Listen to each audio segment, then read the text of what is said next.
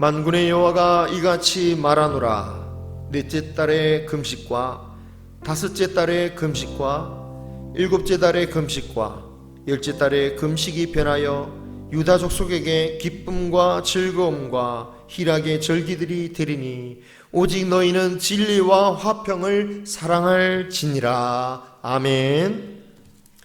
오늘 말씀 보시면서 미리 스가랴 7장을 이렇게 펴놓고 쭉 따라오시면 설교하는데 조금 이해하시는데 좀 도움이 될 줄 믿습니다. 자, 오늘 말씀은 그 시대적 배경이 바벨론 포로에서 돌아와서 건축하다가 중단된 예루살렘 성전 공사를 이제 다시 시작하는 시점이었어요. 이렇게 성전 공사를 다시 시작할 수 있었던 계기는 하나님께서 학개 선지자를 통해서 성전 공사의 재개를 명하셨고 또 백성들에게 감동을 주셨기 때문입니다. 그 내용이 스가랴서 바로 앞에 있는 학개서의 내용이에요. 그런데 그 학개서 1장 15절을 보면 이 성전 공사를 재개한 시간이 다리오 왕 제2년 여섯째 달하고도 24일째였다 라고 날짜를 기록하고 있습니다. 그리고 스가랴서 1장 1절을 보면 그로부터 한 달 조금 넘은 다리오 왕 제2년 8째 달에 하나님의 말씀이 스가랴에게 임하셔요. 그 말씀의 내용이 스가랴서 1장부터 6장까지에 이르는데 8가지의 환상을 보여주시면서 이스라엘을 멸시하고 대적했던 주변의 나라들 또는 무너뜨렸던 그 나라들이 멸망할 것이고 반면에 이스라엘은 회복할 것이며 하나님의 축복을 받게 될 것이다 라고 말씀해 주셨어요. 자, 그런데 이 모든 말씀의 마지막인 6장 스가랴서 6장 15절 후반절을 보면 이런 말씀이 있습니다. 같이 읽어보겠습니다. 너희가 만일 너희의 하나님 여호와의 말씀을 들을진대 이같이 되리라. 아멘. 이것이 중요합니다. 하나님께서 이스라엘 백성들을 향해서 축복의 약속을 하셨지만 정말 그 약속대로 축복이 이루어지기 위해서는 뭘 해야 된다고요? 유다 백성들이 하나님의 말씀을 들어야 한다라는 거예요. 성경에서 듣는다라는 것은 그냥 기계적으로 가만히 말하는 것 앞에서 있는다, 그냥 가만히 듣고만 있는다라는 얘기가 아니라 그 말씀을 받아들이고 순종한다라는 의미죠. 지난주에 우리 삶의 창조의 역사가 이루어지려면 어떻게 해야 된다라고 혹시 했는지 기억나시는지요? 인간을 만드신 이후에 하나님께서는 일방적으로만 창조의 역사를 하지 않으셨다라고 했습니다. 아담으로 하여금 하나님의 창조의 역사에 동참하게 만드셨다라는 거예요. 그처럼 우리도 하나님께서 하나님의 창조의 역사에 동참하게 만들어서 살아갈 때에 우리의 삶에 창조의 역사를 일으키신다고 그랬어요. 즉 우리가 구습을 따르는 옛사람을 벗어버리고 하나님의 공의와 진리를 따르는 새 사람을 입을 때에 하나님께서는 나의 심령을 새롭게 창조하시고 나의 환경도 새롭게 창조하시고 그의 모든 조건과 결과들을 하나님께서 창조하는 그런 역사가 일어난다라고 말씀드렸습니다. 그러므로 우리는 이렇게 설교를 듣는 것만으로 만족해서는 안 된다라는 거죠. 말씀을 집에 걸어두는 것으로만, 심지어 외우고 있는 것으로만 만족해서는 안 된다라는 거예요.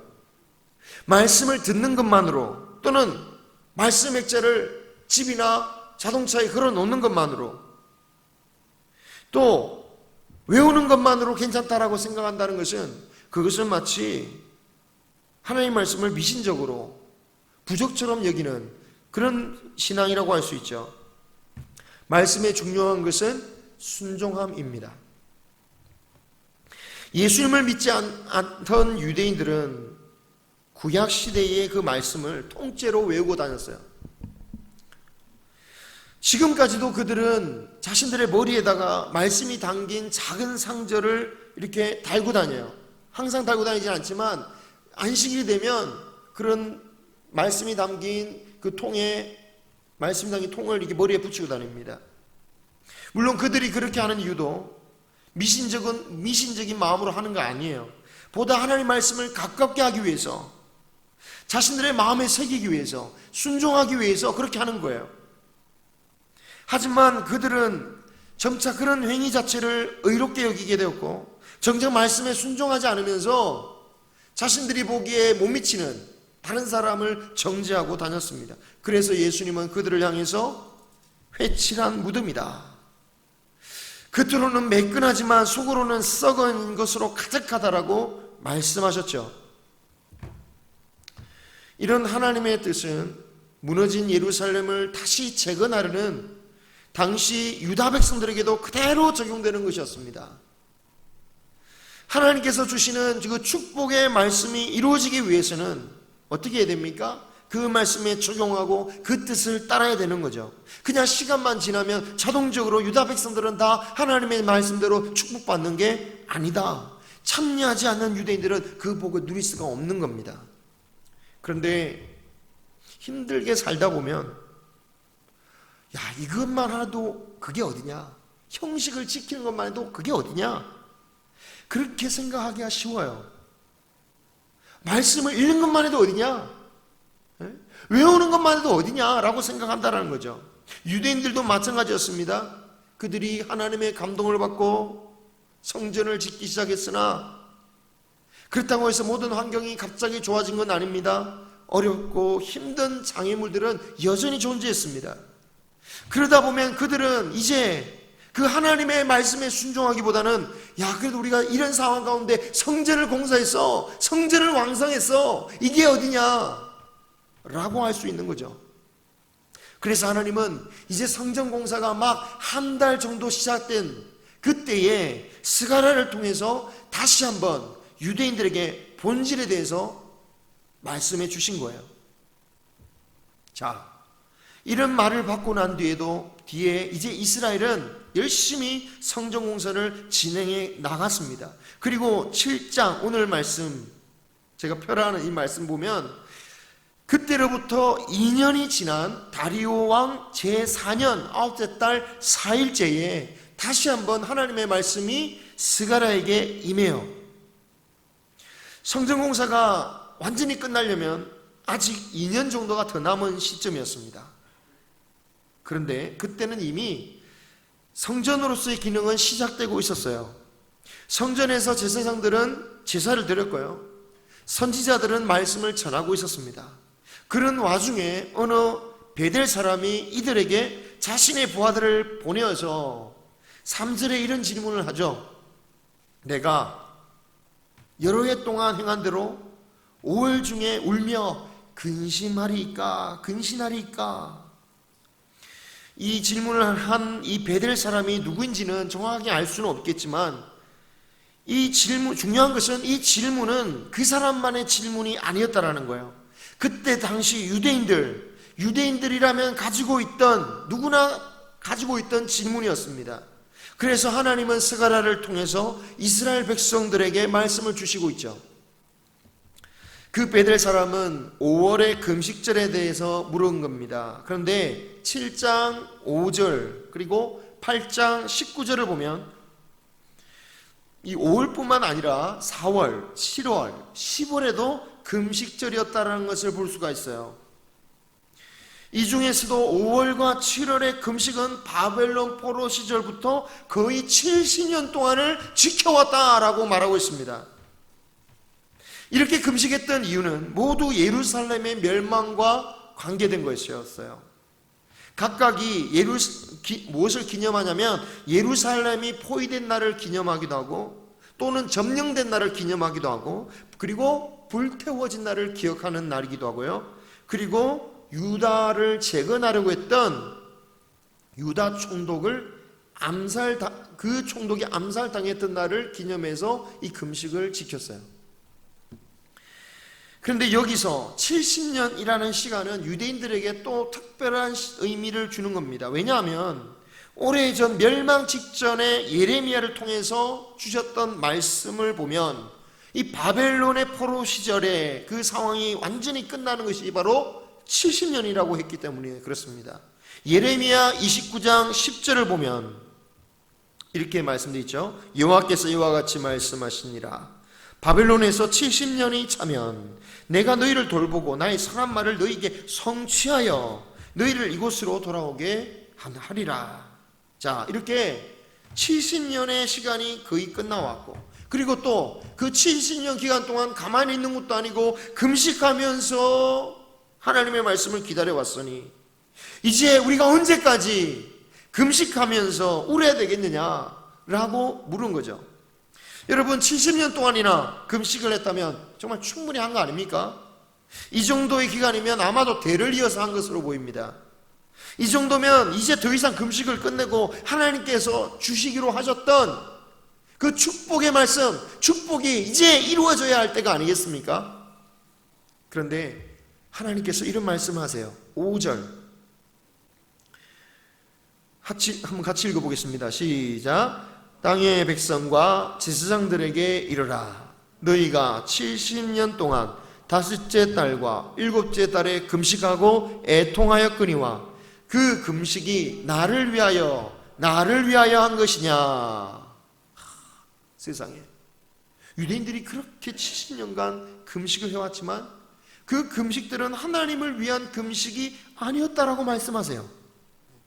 얼마나 섭섭했는지. 나를 위하여. 제가 오타로 적은 게 아니라 성경에 2번이나 나를 위하여 반복하면서 하나님께서 말씀하고 있어요. 제 나름의 표현으로 말한다면 이게 정말 나를 위한 거라고? 정말 나를 위한 게 맞는 거야? 라고 반문하시는 겁니다. 그리고 6절에 보면 너희가 먹고 마시는 것은 다 너를 위해 먹고 마시는 것이 아니냐라고 말씀하세요. 즉 너희들의 금식의 목적이 뭐냐? 결국 너희들이 먹고 마시기 위해서, 너희들이 만족하기 위해서 하는 것이 아니냐. 그런데 그것이 어떻게 하나님을 위한 것이라고 할 수 있겠느냐라고 말씀하신 거예요. 조금 충격적인 말씀이죠. 우리는 금식하거나 기도를 하는 것만으로도 야, 이건 하나님이 기뻐하시고 이건 하나님을 위한 것이야 라고 생각하죠. 그런데 하나님은 그렇지 않다라고 말씀하고 계시는 거예요. 너 자신을 위해서 금식하고 너 자신을 위해서 기도한 것이라면 그것이 어떻게 하나님을 위해서 한 것이라고 말할 수 있겠느냐라고 말씀하시는 거죠. 맞는 말씀이긴 하죠. 하지만 여전히 우리가 가진 신앙 또는 종교란 것이 결국 나 잘 되려고 믿는 건데, 이렇게 자기 중심적으로 믿는 사람들에게는 이 말씀이 도대체 무슨 말씀인지, 또는 금식했는데 뭐가 잘못됐다는 건지 이해가 안 되는 거죠. 여러분, 유대인들이 70년 동안이나 금식을 했지만 하나님께서 그것은 나를 위한 금식이 아니었다라고 하시는 이 말씀을 들어보면서 어떤 생각이 드십니까? 저는 이런 생각도 들어요. 그럼 진작 좀 말씀해 주시지. 왜 지금에 와서 70년이나 다 지나가지고 이런 말씀하실까? 여러분, 하나님께서는 우리의 인생을 어떻게 살아야 할지 말씀해 주시지 않다가, 가르쳐 주시지 않다가 좀 잘못되면 야단치고 비난하는 그런 하나님이실까요? 그런데 7절에 이렇게 말씀하십니다. 같이 읽겠습니다. 시작. 예루살렘과 사면 성읍에 백성이 평온히 거주하며 남방과 평온에 사람이 거주할 때에 여호와가 옛 선지자들을 통하여 외친 말씀이 있지 않으냐 하시니라. 아멘. 무슨 말씀입니까? 하나님은 이미 말씀하셨다는 거예요. 그것도 70년 전이 아닌 그보다 훨씬 그 이전에, 아예 그들의 조상들이 망하기 전에, 조상들이 평안하게 살 때부터 선지자들을 통해서 하나님을 위해서 믿는 신앙이 무엇인지에 대해서 말씀하셨다라는 거예요. 하나님은 유대인들이 어떻게 하나님을 기쁘게 할지, 또 우리가 어떤 인생을 살아야 하는지에 대해서 말씀하지 않으신 게 아니라 말씀하셨다라는 거예요. 자신의 마음을 끊임없이 드러내셨어요. 그리고 그 전해주셨다는 그 말씀의 내용이 뭐냐? 9절 10절입니다 같이 읽겠습니다. 시작. 만군의 여호와가 이같이 말하여 이르시기를 너희는 진실한 재판을 행하며 서로 인애와 긍휼을 베풀며 과부와 고아와 나그네와 궁핍한 자를 압제하지 말며 서로 해하려고 마음에 도모하지 말라 하였으나, 하나님이 기뻐하시는 것은 그 이스라엘 백성들 가운데 진실한 재판이 이루어지고 정의로운 재판이 이루어지고 서로를 대해서 인애를 가지고 긍휼을 가지고 베풀고 과부와 고아와 나그네와 궁핍한 자와 같이 약한 자들을 압제하지 않는 것이고 서로에 대해서 해하지 않는 것이다 라고 말씀해 주셨다라는 거예요. 결국 진리의 하나님 말씀을 따라 의롭게 살라고 말씀하셨다라는 거죠. 이것을 한두 명에게만 알려주신 게 아닙니다. 일일이 성경 구절을 찾을 수 없을 만큼 이런 말씀이 많고요. 그냥 이런 말씀을 선포했던 선지자들의 그 이름만 봐도 이사야와 예레미야, 에스겔, 아모스, 미가, 하박국, 스바냐 선지자에 이르기까지 항상 하나님은 정의를 말씀하셨어요. 그런데 이런 말씀을 들었던 유대인들의 태도는 어떠했느냐? 11절에 보면 듣기를 싫어하여 등을 돌려버렸고 듣지 아니하렸고 길을 막았고, 여러분 그래도 하나님께서요 선지자들을 계속 보내신 거예요. 그래도 강제적으로라도 들려주실 때 어떻게 합니까? 12절에 그들의 마음을 돌보다 더 단단한 금강석처럼 해서 받아들이지 않았다라는 거예요. 그리고 그 결과 어떻게 됩니까? 13절에 하나님도 그들의 기도를 듣지 않으셨고 14절 바람을 불어서 여러 나라로 흩어버리게 하고 예루살렘을 멸망케 하셨다 라는 것입니다. 그렇다면 이 바벨론으로 끌려갔던 유대인들이 무엇을 위해서 기억하며 슬퍼하고 금식해야 하겠습니까?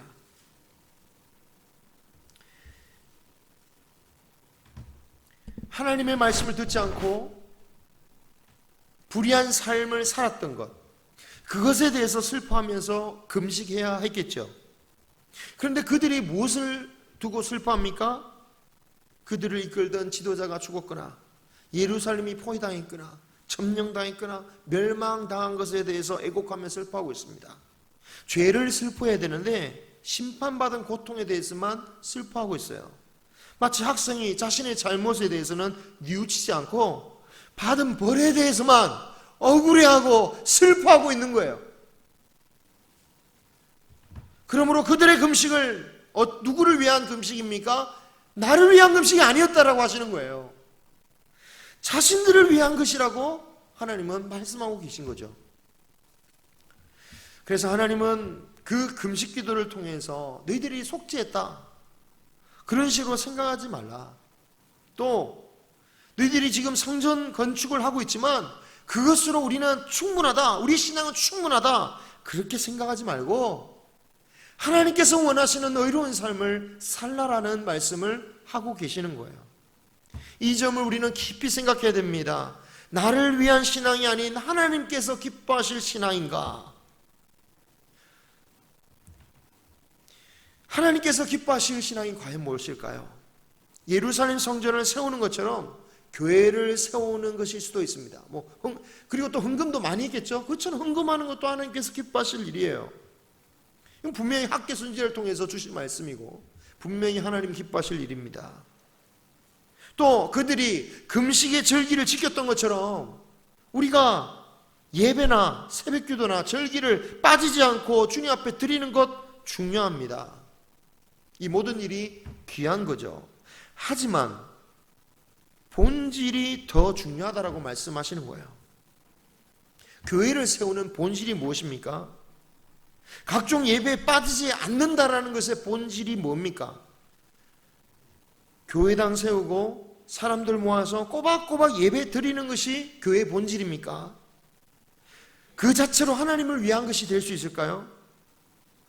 그것이 본질이 아니다라는 것은 하나님께서 솔로몬 성전을 처음 세울 때도 말씀하셨고요, 오늘 말씀처럼 제2의 성전을 만드실 때도 말씀하고 계시고, 그리고 예수님께서 또 제3의 성전, 헤롯이 지었던 그 화려한 성전을 보시면서도 똑같이 하셨던 말씀이에요.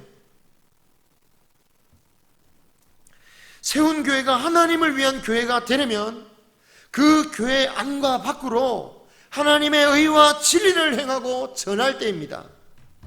또 하나님을 위한 예배가 되게 하기 위해서는 그 예배를 통해서 우리가 말씀을 따라 새로운 삶을 살아가는 거예요. 교회가 화려하고 웅장한 건물에 수많은 사람들이 모인다 할지라도 그 안에 질투가 가득하고 미움이 가득하고 다툼이 가득하고 도무지 풀 생각도 하지 않고, 그리고 심지어는 자신의 세력을 키우고 남을 밀어낸다면 그 교회가 어떻게 하나님을 위한 교회일까요? 사람을 위한 교회겠죠.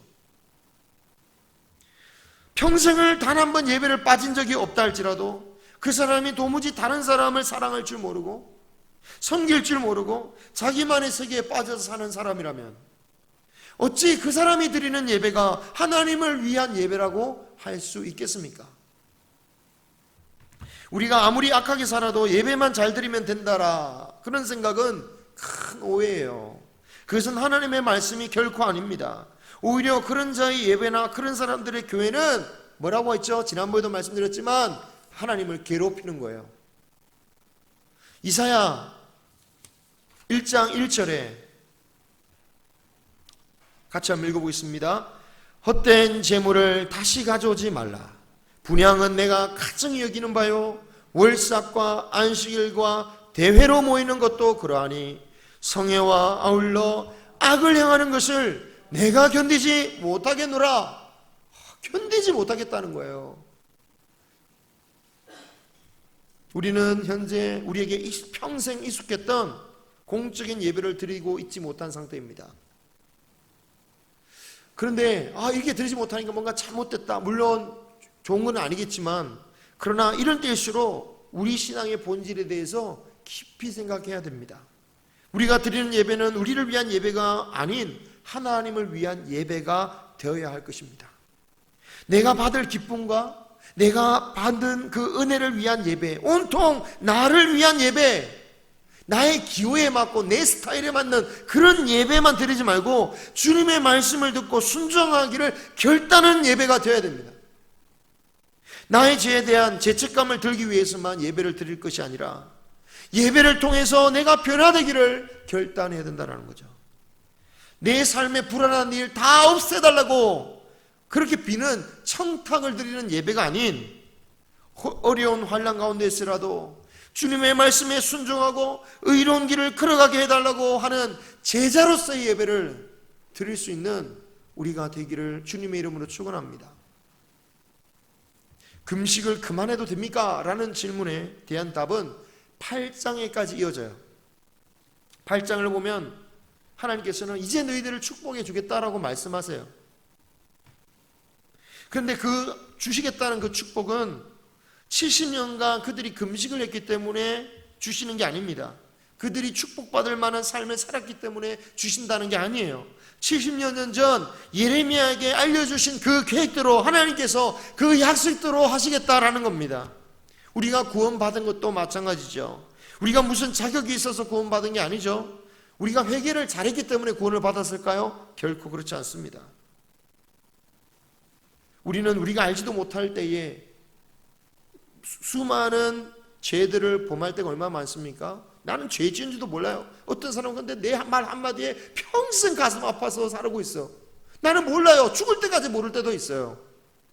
나는 일일이 회개 다 하지 못합니다.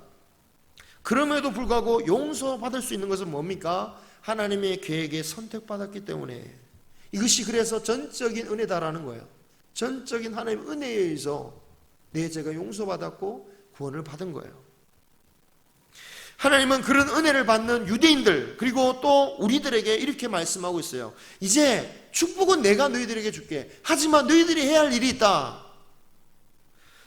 8장 16절에서 17절에 이렇게 말씀하고 있습니다. 같이 읽어보겠습니다. 시작. 너희가 행할 일은 이러하니라.